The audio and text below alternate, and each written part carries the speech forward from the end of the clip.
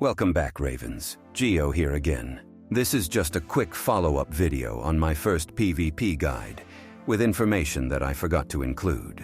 Be sure to check it out afterwards if you haven't already. For today, I'm going to go over some multiplayer features that you may have overlooked, such as co-op, and some 3v3 PvP tactics to use afterwards. Let's start with creating a custom room first. If you would like to team up with some friends against random players, you should make the room open. If you wish to play with 5 friends together, you would make the room private. You can put a keyword to have a friend search up your room, but it's more reliable to invite someone to your room from your friends list. Choose the sortie settings and put you and your friends on the same alpha or beta team. From here, you can also view member details to see what each player is using for their build. I recommend you do this every match to get an idea of what you are up against. You may also choose to kick players with builds that you dislike or leave the room if you do not like the build the host is using.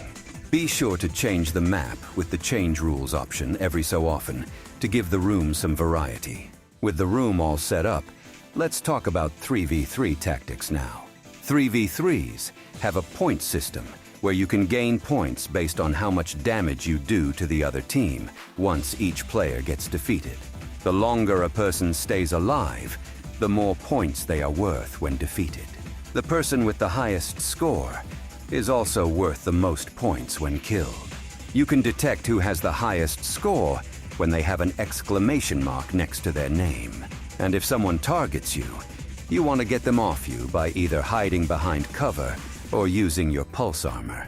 You will need to stay together as a team as much as possible. If you rush in alone against the enemy, you would just get instantly destroyed by them. As such, once a team member dies, you need to regroup first so that you can confront the enemy as a team. Finally, most of the points obtained from 3v3 matches will come from defeating the weakest player on the team, since they are getting farmed for points from constantly dying. If you find yourself in that situation, try to play more defensively, since rushing in is getting you killed repeatedly. As always, I put a lot of time and research into making guides. I would appreciate it if you liked and shared this video with anyone interested in PvP.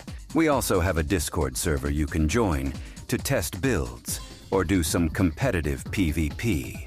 I'm still working on the advanced PvP guide, but it's taking longer than I expected. So subscribe to see it as soon as it releases. Until next we meet, Raven.